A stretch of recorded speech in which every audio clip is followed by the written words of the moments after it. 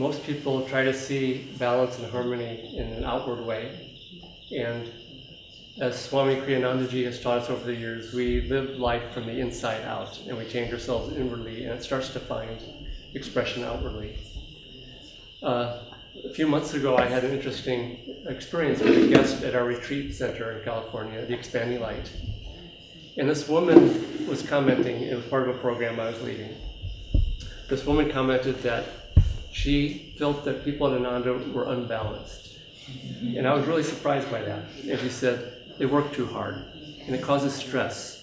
And I was kind of at a loss for an answer because I couldn't just say, no, they're not. It wasn't really the right way to convince her. And so there was another guest sitting there who I felt had more of an interior life. And I asked her, I said, okay, how do you see it? And this woman gave the perfect answer.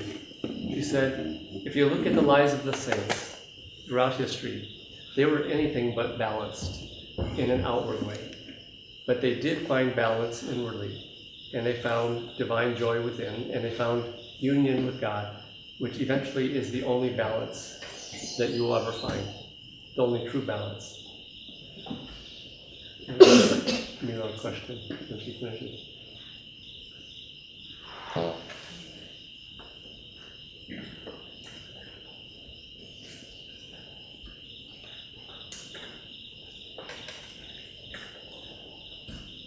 Mila, would you rather I talk in short phrases, or okay? So I'll try to make them shorter because I think I'm making them too long. So it's true. If you look at the lives of the saints, they work hard. They go through all kinds of tests. They meditate and they pray, but in the end, they find deep inner balance, which is union with God. Now, how does this look and how does that work? Well, I have a story for our Russian friends. And many of you have met my wife, Maria, who left the body 4 years ago this month. And she was born and raised in the Soviet Union, in the old Russia. And about 4 years ago, she had been fighting breast cancer for about 10 years. And it had gone into remission and gone away. But then suddenly it went to her brain, quite extremely. And I know that sounds like it's a really hard thing to experience. It was actually harder for those of us who were watching her go through it. But she was in such a state of deep freedom and joy that there was never a thought for herself. There was only concern for myself and others. And there was such a lightheartedness and inspiration in it, and I'll tell the story for our Russian friends, which is that about 3 weeks before she left the body, before any doctors even did a scan on her brain, she knew what was happening. And she said, if I don't have brain tumors, I'll eat my socks, is the way she put it. And I think God or Yogananda told her what was happening. And she knew that it was her time to go, so there was no regret, no loss. We all have to go sometime in some way. And the divine told her. But the divine also gave her a lot of freedom, as I'll show here. About 2 weeks before she left the body, she couldn't see anymore, and it was affecting her balance. And the last time she got up to go anywhere, she was coming back from the bathroom, and she was lurching all over the place, like from wall to wall, like she was really, really drunk or something, because she couldn't see, and she couldn't hold her balance. And I was very concerned, so I jumped up and helped her get to the bed, and she lied down in the bed. And then she started laughing as she was lying there. And it wasn't an outward laugh, it was just a really inspired, deep, joyful chuckle. And I was really puzzled about what you could be laughing about at that point. And then she told me in 2 words. She described the way that she had walked back from the bathroom to the bed. And she said, Russian ballet.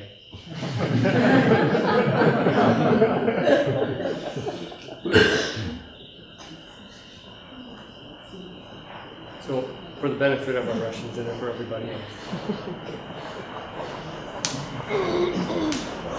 Well, this shows that harmony and balance are not going to be found outwardly in our lives. Sometimes we have it, sometimes we find it, but it really is found inside. And it's found when we can be joyful and positive, calm, and free under all circumstances. And this is what the lives of the saints have taught us, which is that they don't find it outside of themselves, they find it inside of themselves. And most people in the world are constantly trying to find balance and harmony outside themselves. And so, what the Ananda teachings are, the path of Kriya Yoga especially, and I'm going to talk more in the beginning inwardly rather than outwardly, and then I'm going to talk more about finding ways to balance in our outer lives. But the path of Kriya Yoga essentially works with taking us from duality, which is separation from God, it's emotional ups and downs, light and dark, masculine, feminine, all these different dual qualities, and it brings us into union. And it does this by working with our energy in the astral spine. The main astral spine, and I won't get too much into this because I know not all of you here are Kriya Yogis, but the main astral spine, taught in the science of yoga, has three main channels, Irda, Pingala, and Sushumna. And most people are living in Irda and Pingala, which is the ups and the downs, and it's dual, there's two of them. And emotional ups, emotional positive experiences are the Irda energy shooting little bursts of energy up and giving sort of a counterfeit happiness. But for every up, there's a down, and that's the nature of duality. And you see this in those who try to seek fulfillment purely emotionally. They try to have these emotional highs and these emotional experiences, but they also have corresponding lows, corresponding valleys and troughs. And so it all has to balance out in the end. So if you're finding it or trying to find it outwardly, then it's going to be up and down, and life is going to be a roller coaster ride. Kriya Yoga, what it teaches is it teaches us to get away from the ups and downs, away from duality, and sort of physically, or sort of the astral anatomy, withdraw from Irda and Pingala and go into the deep astral spine, the Sushumna. Once we get into that Sushumna, then we have union with God. That's the definition of yoga, is union with the divine. And it comes about, as Yogananda said, spiritual progress doesn't really even begin until you get into the Sushumna. And that comes with divine contact, mainly. Swami Kriyanandaji said something interesting, that he was specifically talking about the balance of masculine and feminine, which is just one aspect of this, but I'll talk about that a little bit later. But he said that you don't find that balance and that harmony except through divine inner communion with God. And interestingly, he didn't say you find it by meditation. He said you find it by divine inner communion. Meditation simply is the vehicle to take us to that point of divine inner communion. And so Kriya Yoga is the greatest vehicle for helping us to withdraw into our center, give us control over the emotions, over what we call the reactive process, which is how we tend to react emotionally to life's events. And it gives us control of it so we can find divine joy at all times, under all circumstances. Now, another story about my wife. She finally had to have a brain scan because the doctors have to kind of cross off the things on their list, and she knew what was going on. So it was just for the doctor's sake rather than hers. And I was wheeling her in to have the CAT scan. And at that point, she couldn't stand or look or anything. She was very inward. And she could tell that I was very distraught over this whole dramatic scene. And she said very few words in that time, but she said three little phrases. She said, detach yourself, control the reactive process, live the teachings. And this control of the reactive process is controlling our emotional ups and downs. And it's not control in the sense of really rigid holding on and stressing out and repressing things. It's basically getting control of the energy in our astral spine, directing it towards God and being free in divine bliss, rather than being caught up in the reacting to life's events, positively and negative, duality, Irda and Pingala, up and down, the emotional roller coaster ride of life. She got that state by practicing Kriya Yoga and meditation and inner communion with God for 37 years. And I use this as an example of what a life of deep meditation can give one.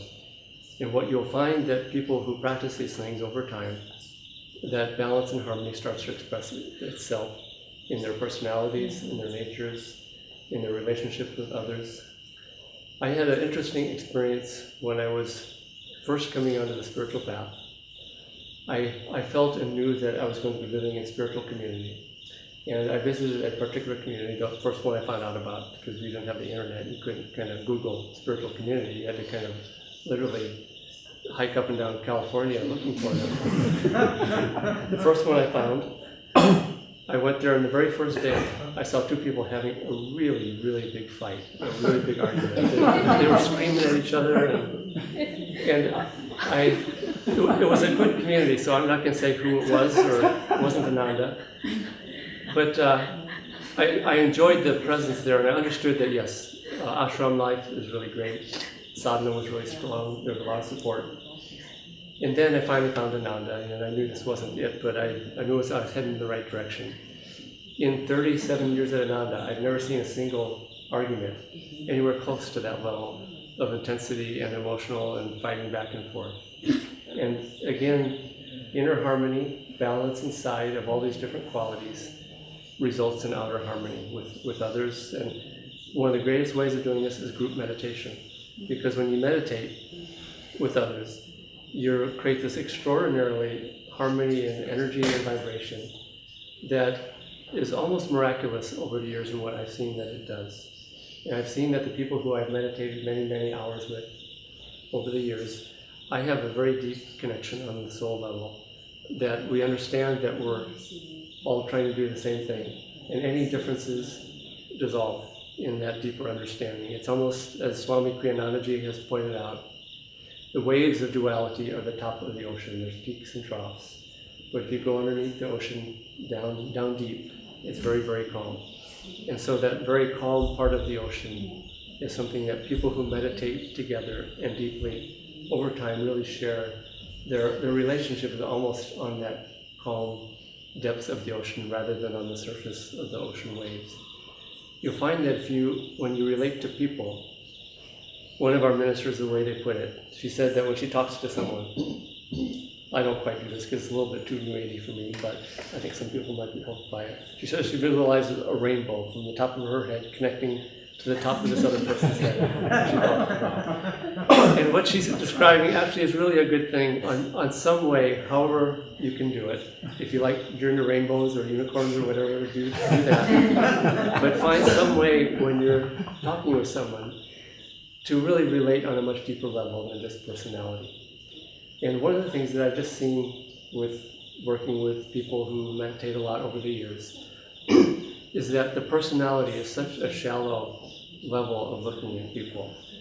And I would have to say, from seeing people go throughout their life and leave this world in a state of divine union, that the personality is about as relevant as your skin color and the color of your hair and the color of your eyes, as far as who and what you really are. And so try to relate to people much deeper than that, and you'll find almost an effortless harmony with people when you try to understand people that way. Now, how to work on it outwardly?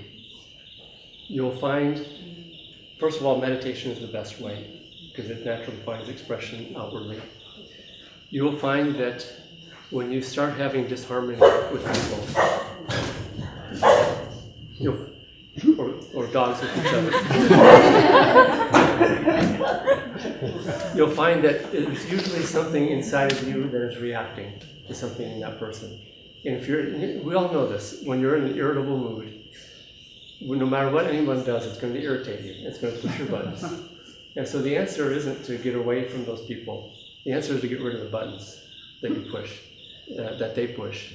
And you'll find that when you are calm and centered and joyful, which again comes from meditation, you'll find that those buttons are no longer pushed. And you'll find that the very same person that really irritates you when they're in a bad mood, if you've meditated and you're feeling God's joy, that same person, that irritating thing, is very insignificant and maybe even humorous, you'll find. And that's something that I've been delighted to see over the years.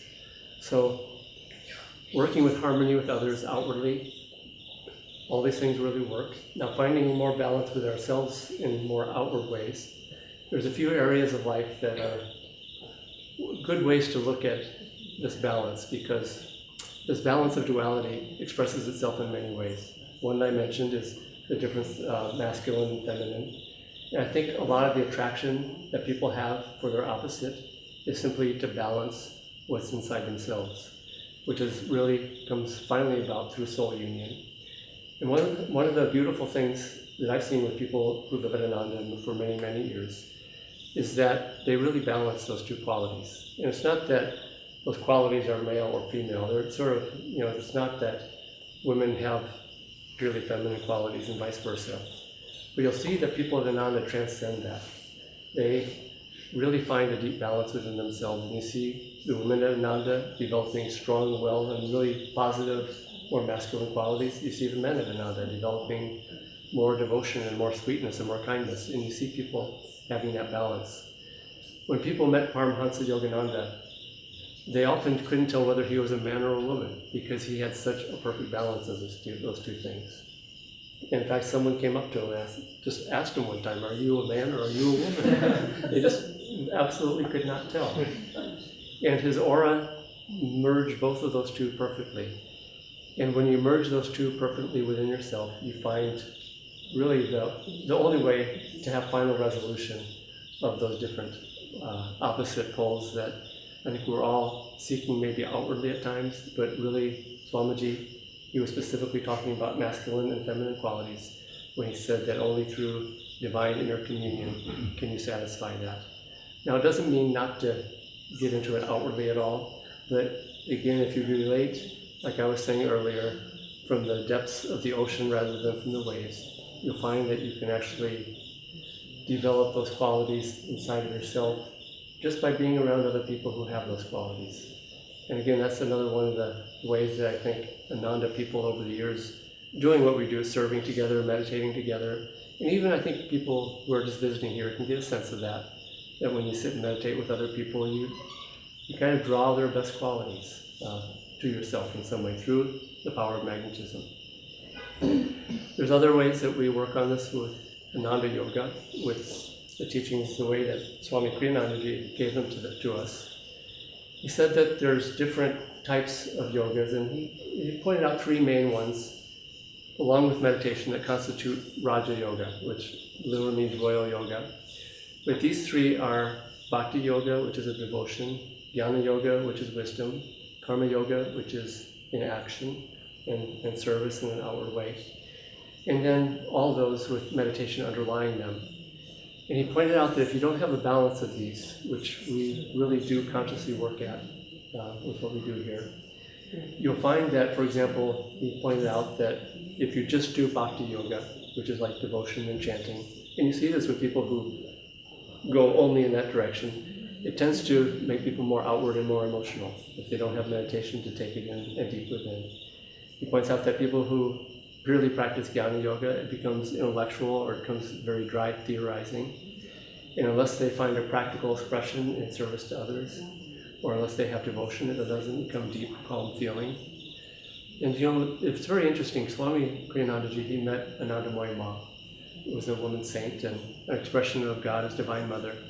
It was very interesting to read her writings because she expresses the highest wisdom that you could possibly find. It was pundits would go to her for advice on really difficult interpretations of some of the scriptures. And she was purely from intuition. And that wisdom would come forth purely through her own intuition, which Yogananda described as deep, calm, aware feeling. So these different types of yogas are sort of merged all into one overall path, which is one way to find that balance. One of the other ways that I'm just going to mention as a very interesting thing that I observed in Swami Kriyanandaji over the years, which is, it's not something most people would see in when he would speak and he would write these books of wisdom and great expression, but he had an extraordinary ability, and his nature was to be very childlike. And you saw this in all the time when you were around him. And he wrote these beautiful children's songs. And I am positively, absolutely sure that he did not write those songs for children. When we're talking about, aged children. he wrote those songs for us. And I had a friend who, she takes the spiritual path extremely seriously. It's sort of this old style Christian Catholic thing of everything's really serious and, you know, suffering and all that stuff. And she asked me for advice on what she could do and work on. She was so caught up in it, she wasn't aware that that's the way she was. And I said, listen to Swami Kriyananda's children's music. And I advise that everybody in this room spend some time listening to that children's music, because you'll find that the ability to maintain a childlike attitude, in a way, the loss of that attitude is a loss of balance. And you'll see that children have the ability to find joy in little things, joy and wonder and enthusiasm in the most trivial things.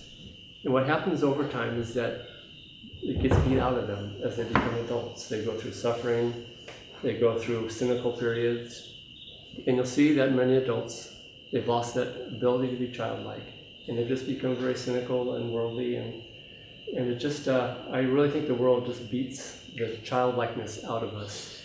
And I can't tell you how much I have found that to be a quality that really is one of the best qualities to develop on the spiritual path.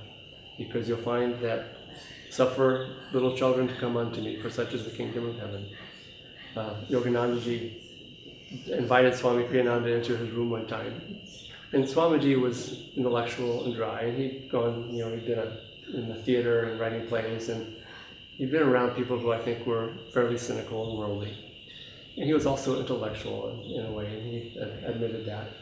And Master brought him into the room, and he turned out the lights, and he said he had a special present for Walter Kriyananda.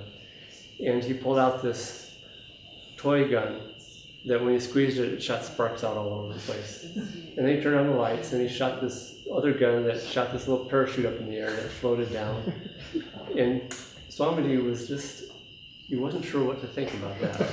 This is the master, what's the point of this? And there's a movie about Swami Kriyananda coming to Yoganandaji, and it's been filmed, and it's in the final editing. And I had a chance to see one of the previews of it, because the producers were wanting feedback on certain parts of it. And this scene was portrayed in that, so you have something to look forward to with this. And Swamiji just looked at Master like, okay, what's behind this? And he asked Walter, did you enjoy this? And Walter kind of looked at him that way, and Master just said what I just said, suffer little children to come unto me, for such is the kingdom of heaven. When Yoganandaji talked about relating to God, it's very interesting, because he talked about God as the Heavenly Father and the Divine Mother. And we think it's about, you know, God and them rather than us. But he really was talking about us as children of the Father and the Mother, and to go to God as a child with this childlike attitude, with this reverence, with this innocence. I was raised in the Catholic Church, and my 3 older brothers and sisters all actually went to Catholic schools, and they had the love of God just beat out of them. They became very unreligious, believe it or not, because the nuns, the way they were treated. The 3 younger ones, we went to public schools. All of us became Kriya Yogis, the lovers of God. Isn't that interesting? When I was raised in the Catholic Church, we had this thing called confession, where you're supposed to go and confess your sins, and it's really, really strange to a child. I mean, it's just so strange. You go into this booth, you close the door, it's really dark, and there's a screen, and on the other side is a priest who you don't know. You just see the shadow and the silhouette there. And I'm not trying to disrespect the Catholic faith, so don't take this wrong if you're a Catholic. But as a child, I'm just trying to explain what a child would see. And you had to go in there, you know, you were 12 years old, and you had to confess all of your sins of that week. And a child of 12 years old, you don't sin. You don't even see what you do as sin. There's a purity and an innocence. And I have a twin brother, and we would do this together. And I swear we would have to make up sins. Have something to say, because we didn't see our lives or ourselves as sinners. The children don't. And we would then get the penance, which is sort of how to alleviate your sins, and the priest would tell you what you had to do, and it would be so many Our Fathers and so many Hail Marys, which is a prayer. And it was always the same. He'd always give us the same, which I think they tell the priests always give children the same amount or something. And my brother and I would go and we'd race to the pews to say our 3 Our Fathers and 3 Hail Marys, and we would race to see who could finish the quickest. So, even that part didn't sink home because we did not identify with sin. And I think it's the same with cynicism. When you grow up as an adult, you just start beating yourself up, the world beats you up, and it gets beaten out of you. So try to maintain this childlike attitude. And our Guru said, go to God as the Divine Mother, as a child. And he said, blame all your faults on Divine Mother, is the way to put it, which is just the opposite of going to confession. Tell the Divine Mother, you created me. And I'm paraphrasing how I like to do this, but you created me. You didn't train me how to figure things out in this world. I messed up, and now I have karma that I have to pay for this. And what kind of a mother would throw their children out? And you have so many children. We have ways of working with that down here, and you just keep throwing out more and more children, and you don't train them, and they mess up, and they create karma. And it's not our fault, basically, is the way that Master put it. And again, this is just to have a very childlike, pure attitude, and try to meditate on that sometime, and try to go to God in that way. So these are just some different ways to find balance and harmony within oneself. In the end, it's really about finding it within ourselves, and it'll start to find expression. Another one is this quality of, and the final one I'm going to talk about, is something that Master said, and it's really a central part to what Yoganandaji taught. And it's I think those of us who have been following these teachings for many years, we probably take it for granted, but it's really, really unusual. And it's what he called the combination of devotion and technique or science or divine law. And he said when you combine those two, and it's just, we have a lot of techniques, Kriya Yoga, we'll have a Kriya Yoga initiation this weekend, and we have many techniques. And so people sometimes think, well, this path is about a whole bunch of techniques. And people who are more scientifically oriented, I've heard them call Yogananda a bliss bunny, because his head was in the clouds, and he loved God, and that was about it. And in fact, Master said it's the combination of those two together.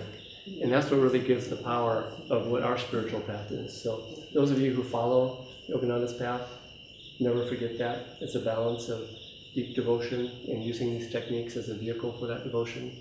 For those of you who might be interested in these things, you'll find that that combination is extraordinarily effective and powerful as any spiritual teaching or path that you might want to follow.